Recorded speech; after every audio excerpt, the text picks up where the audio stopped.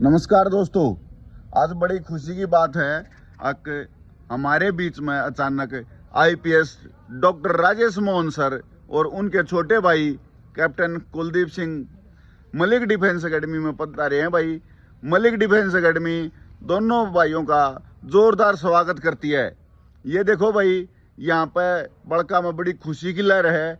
इतने बड़े अधिकारी जो हमारे बीच में पहुंचे हैं, तो ऐसे आइडल्स जब हमारे बीच में आए हैं तो बालक इन तब काफ़ी इंस्पायर हुए हैं भाई। और अब IPS doctor Rajesh Mohan sir का भाई पूरी एकेडमी में राउंड लगवाओगे और सर ने दिखाओगे अगर भाई आर्मी की तैयारी करनी है बालक यहाँ पे किस तरीके से रहे हुए हैं, इनके लिए यहाँ पर क्या क्या फैसिलिटियाँ हैं, इनके लिए यहाँ पर रूमा में राउंड लगवाओगे, दिखाओगे भाई। और उसके बाद में किचन वगैरह मैस भी दिखाओगे सर ने, और दिखाओगे कि भाई इतनी मेहनत करने के बाद में बालक के डाइट ले हुए हैं, चुकर वर्क कर रहे हैं, इन सारी चीज़ों पर डिस्कस करेंगे भाई। बहुत बड़े अधिकारी हैं। आज ये हरियाणा कैडर आईपीएस हैं भाई और एसपी रैंक से हैं भाई, तो इतना बड़ा एक्सपीरियंस है इनके पास। वो भी हम चाहेंगे कि भाई बड़का में शेयर करें, बड़का ने बताएं, मोटिवेट करें और मारी गल भी डिस्कस करें अगर भाई हम बड़का की किस तरीके से तैयारी करवा सका हाँ, या हम अपने सिस्टम में यहाँ पे क्या इम्प्रूवमेंट कर सका हाँ, ताकि बालक भी भाई ज़्यादा जल्दी भी और ज़्यादा बालक कामयाब हो सकें भाई। इन सारी चीज़ों पे डॉक्टर राजेश मोहन सर के साथ डिस्कस कराएंगे भाई बैठ के, और अपनी भी बातें शेयर कराएंगे और सर के का भी एक्सपीरियंस हम लेंगे भाई।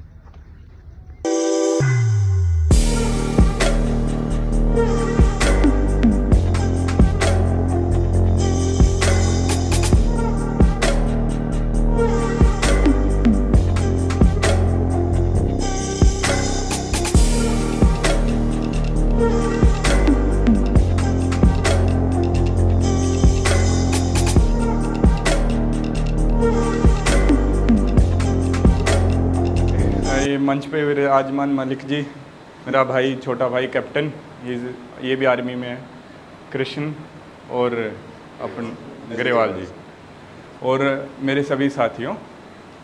मेरा नाम है डॉक्टर राजेश कुमार मोहन। मैं आपके रोहतक के पास में एक गांव है भराण, वहाँ से बिलोंग करता हूँ।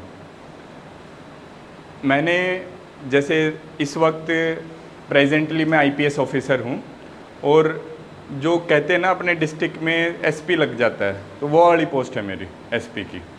अभी मेरी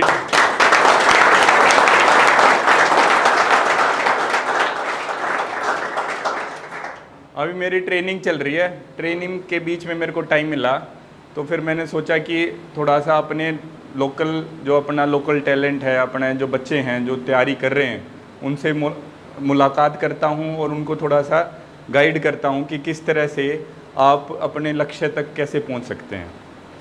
मेरे केस में मैं डॉक्टर भी हूँ, मैंने एमबीबीएस की हुई है, डॉक्टर हूँ। उसके बाद मैंने सोचा था कि मैं यूपीएससी की तैयारी करता हूँ, जो कि इस प्रोसेस के लिए एक एग्ज़ाम है, उसको क्लियर करो तो आईएएस आईपीएस बन जाते हैं। तो मैंने शुरुआत की तैयारी करने की। तैयारी करने के बाद इसके भी कई सारे अटैम्प्ट होते हैं, जैसे आप भी तैयारी कर रहे हो अपने फ़ौज के लिए, तो फ़ौज में भी कई बार होता है कि 4 बार दे सकते हैं, 5 बार दे सकते हैं, या कितने अलग अलग क्राइटेरियाज होते हैं, और एज लिमिट भी होता है। हमारे यहाँ पे 6 लिमिट होते हैं कि 6 बार ट्राई कर सकते हो। तो मैंने तैयारी शुरू की, पहला अटैम्प्ट दिया, उसमें भी नहीं हुआ, दूसरा अटैम्प्ट दिया, उसमें भी नहीं हुआ, और तीसरा अटैम्प्ट दिया, उसमें भी नहीं हुआ, और आप सोचोगे चौथा अटैम्प्ट इसमें तो हो ही गया होगा, लेकिन चौथे में भी नहीं हुआ, और 5वें में जाके मेरे को सफलता हासिल हुई। तो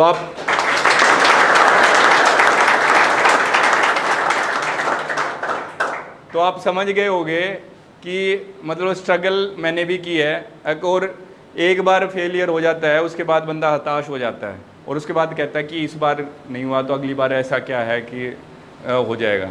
और 2 बार 3 बार 4 बार हो जाए तो फिर तो बिल्कुल डिप्रेशन आ जाती है। तो उसके बावजूद भी मैंने ये सोचा कि देखो कई बार क्या होता है, अगर मेरे चौथे अटैम्प्ट में मेरे को दिमाग में आया कि छोड़ देते हैं यार, इतना बहुत कुछ हो गया, अपनी जो नॉर्मल लाइफ है उसमें चले जाते हैं, MBBS हैं, डॉक्टरी करते हैं और आराम की लाइफ लेंगे। अगर मैं उस वक्त छोड़ देता और अगले साल जाके मेरा अटैम्प्ट क्लियर होने वाला था, तो वो 4 साल की जो सारी की सारी तैयारी है वो पानी में चली गई। और आप में से भी कई होंगे जो पहली बार दूसरी बार किसी ने ट्राई किया होगा। एक्चुअली में सर प्लीज, हाँ बताइए। ये मेन पॉइंट है भाई सर का, जो मेन पॉइंट है, और मैं सर बार बार ये चीज़ ऑब्जर्व करूँ हूँ। आज मान लो हमारी 28 नवंबर से भर्ती स्टार्ट अपनी रोहतक की। अच्छा। तो ये जितने बच्चे बैठे हैं ना, ये कोई 1.5 महीने पहले आ गया, कोई 2 महीने पहले आ गया, और गलती से अगर ये फिजिकल में रह गए तो ये उसके बाद में वहीं से ड्रॉप कर देते हैं, और फिर नेक्स्ट भर्ती जब आओगी ना उसकी बाट देखेंगे।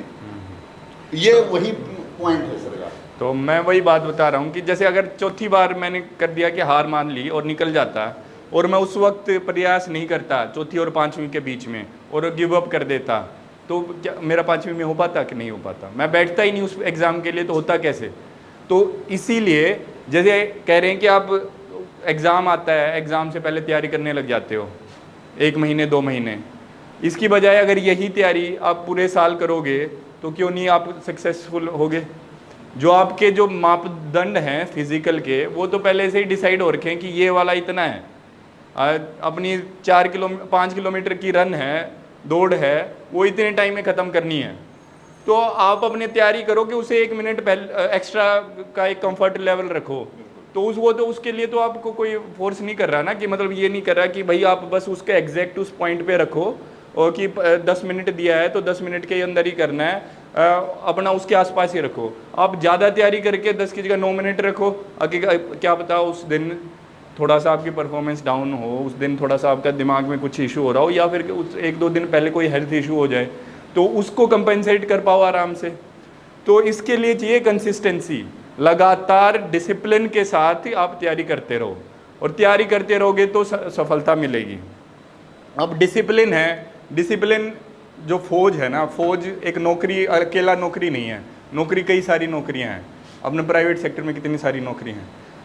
फौज है देश के लिए एक सेवा, और देश के लिए अगर सेवा करने का आपके को अपॉर्चुनिटी मिल रही है कि आप देश के लिए सेक्रीफाइस करो। अपने तो गांव में ऐसे होता है, कल्चर होता है कि देश के लिए अपनी जान न्यौछावर करनी है, ये हमारे मतलब खून में है कि बहुत ही अच्छा काम कर रहे हैं। नौकरी तो प्राइवेट भी कई सारी हैं, लेकिन अगर कोई यूनिफॉर्म में चलता है उसके लिए अलग से आदर आता है, अलग से रिस्पेक्ट करते हैं। आप अगर गाँव में जाओगे तो आपको ऐसे कहेंगे कि हाँ ये हमारे देश के लिए सर्विस दे रहा है। तो अगर इस चीज़ की अपॉर्चुनिटी मिल रही है और उसके लिए आपको चाहिए बस एक डिसिप्लिन, और डिसिप्लिन के साथ आप उसको अचीव कर सकते हैं, तो आपको डिसिप्लिन में रहना चाहिए। और डिसिप्लिन के लिए एब्सेंस ऑफ जो सारी डिस्ट्रैक्शंस हैं, आप रहते हो बाहर, कोई फ़ोन में लग गया, मतलब फ़ोन का लिमिट रखो आप, मतलब ऐसे नहीं कि सुबह एक बार यूट्यूब में शुरू हो गया, एक चीज़ देख ली, फिर उसके बाद दूसरी देख ली और फिर तीसरी देख ली, पूरा दिन वहीं पे ख़त्म हो गया।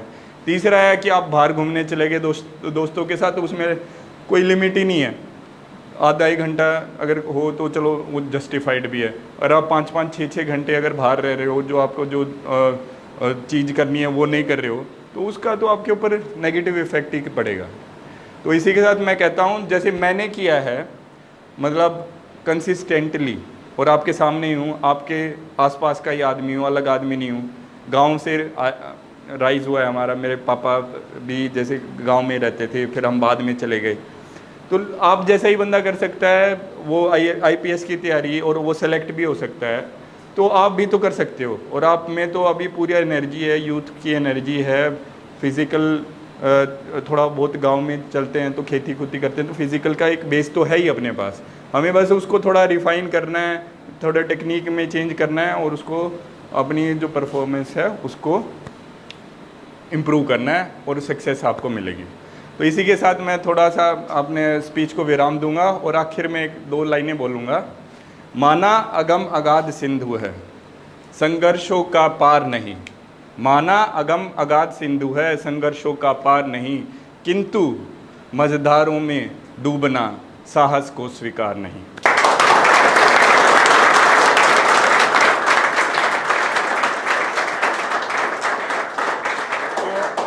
तो मतलब हार मत मानो, साहस के साथ लड़ते रहो, और कोई अगर कहे कि फेल हो गया तो बस उसको स्वीकार मत करो कि मैं हार गया, और एक दिन आप साहस के साथ अपनी मंजिल को पाएंगे और सिद्धि होगी आपकी। धन्यवाद।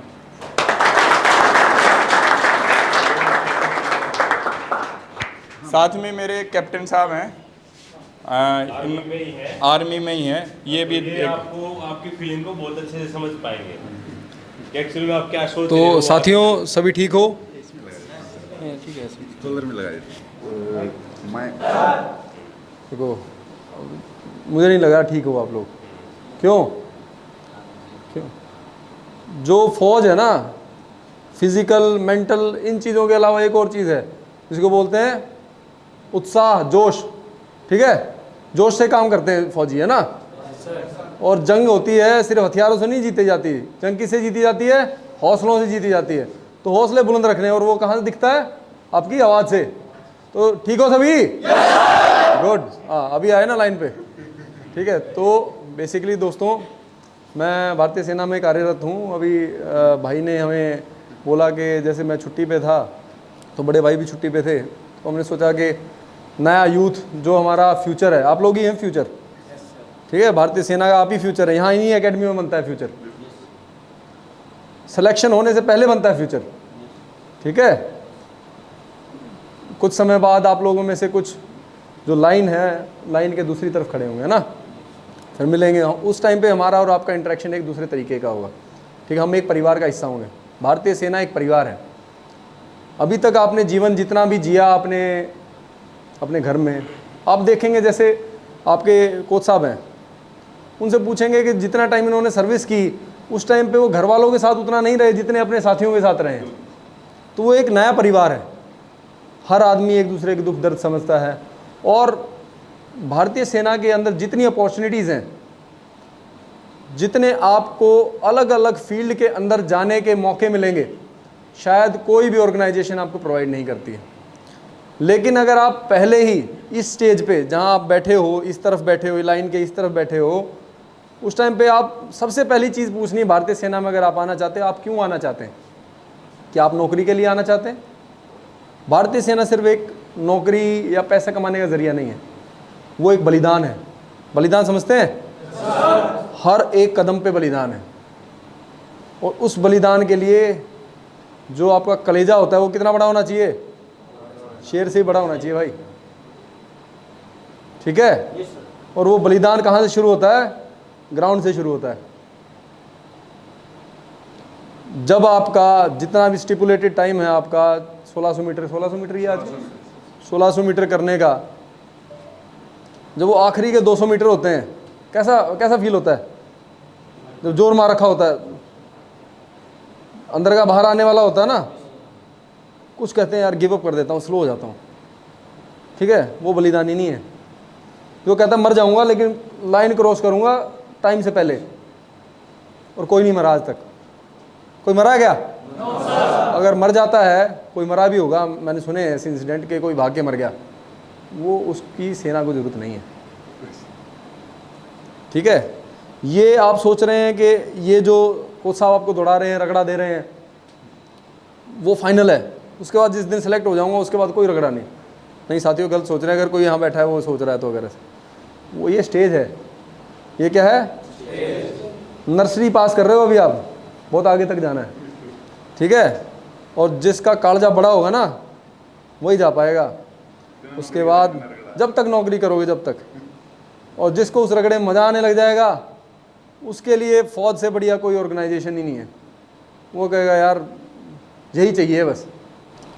तो अभी अगर 1 महीने पहले आप मेरे को देखते हैं, मैं किसी ऐसे टफ़ कोर्स से आया हूँ जहाँ मेरा 1 महीने के अंदर 7 kg वेट कम हो गया है, लेकिन मज़ा है उसके अंदर भी ना। रगड़ा लगाएंगे आपको दबा के। मैं तो भारतीय सेना में अफसर हूँ ना, तो आप सोच रहे हो आप जवान रहोगे, तो वहाँ कितना टफ रहेगी ट्रेनिंग। तो हौसले बुलंद रखने हैं, ठीक है, और लगातार काम करना है, और ये सोचना है कि ये कर सकता है, मैं क्यों नहीं कर सकता। और वहाँ फेलियर, यहाँ आप फिनिश लाइन तक पहुँच के फेल हो गए, जैसे भाई ने बताया आपको, इन्होंने बार बार, मैंने तो देखा इनको स्ट्रगल करते हुए। हालांकि इनसे सिलेक्शन मेरा पहले हो गया था 5 साल, लेकिन मैंने उनको देखा है बचपन से ही पढ़ाई में स्ट्रगल करते हुए। मैं स्पोर्ट्स में था तो हम उस तरीके के दौड़ने भागने वाले आदमी थे, भागते रहते थे। पढ़ाई जितनी होती है फौज में, ज़्यादा कोई पढ़ाई पूरी नहीं होती है, ठीक है। उतनी पढ़ाई होती है जितनी आपको दुश्मन को मारने के लिए चाहिए, हथियारों का ज्ञान और ये सब।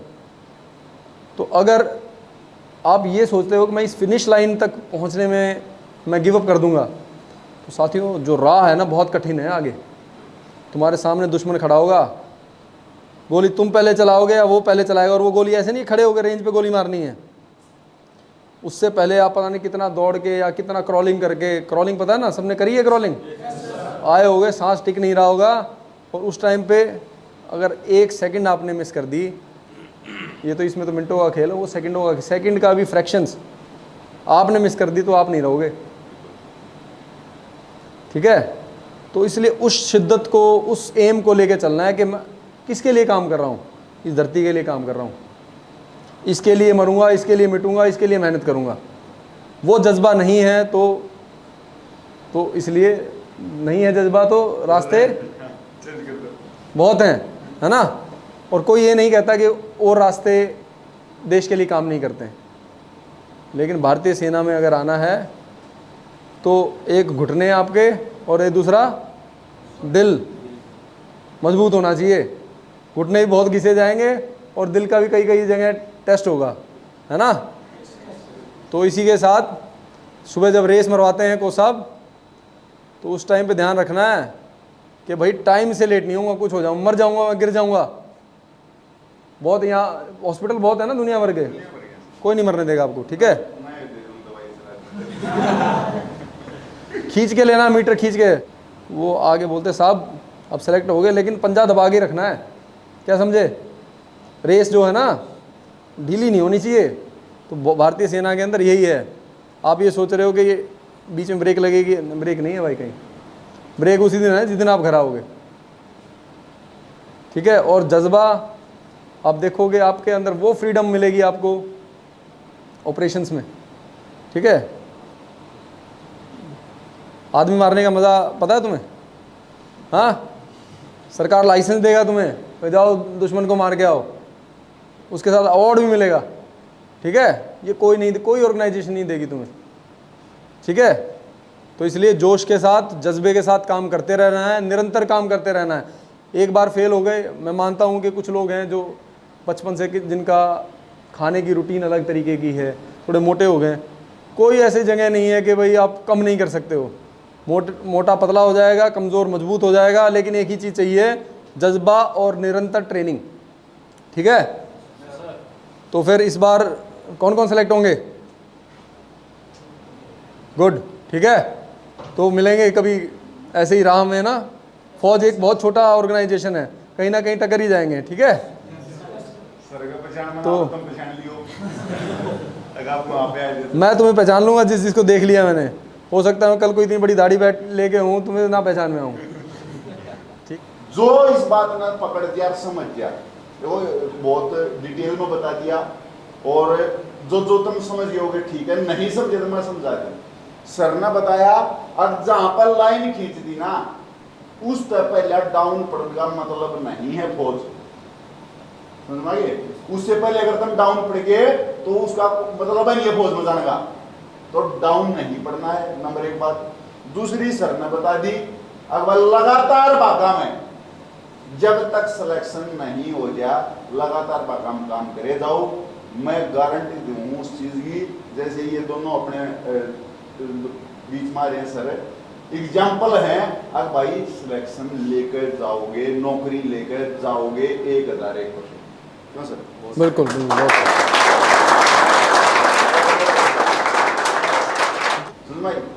और सर पूरी एकेडमी की तरफ से दोनों ने बार बार धन्यवाद सर, और बार आगे भी आते रहो। बिल्कुल बिल्कुल।